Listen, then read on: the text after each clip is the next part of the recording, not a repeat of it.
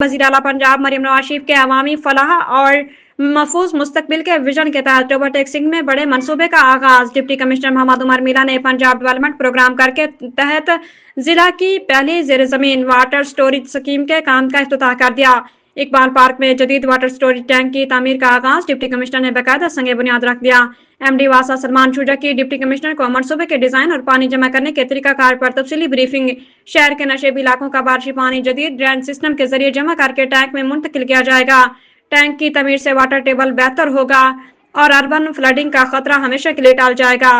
Store किया गया पानी फिल्ट्रेशन के बाद जमीन को रिचार्ज करने और पार्कों में बागवानी जैसे मकासद के लिए इस्तेमाल होगा। इस मंसूबे का मकसद बारिश के पानी को जाया होने से बचाकर जेर जमीन स्टोर करना है। पानी की गिरती हुई सतह को रोकने के लिए वाटर हार्वेस्टिंग स्कीम टोबर टैक्सिंग के लिए संग मील साबित होगी। पानी कुदरत का अनमोल अतिया है, इसे मुस्तकबिल की नस्लों के लिए महफूज बनाना हमारी जिम्मेदारी है।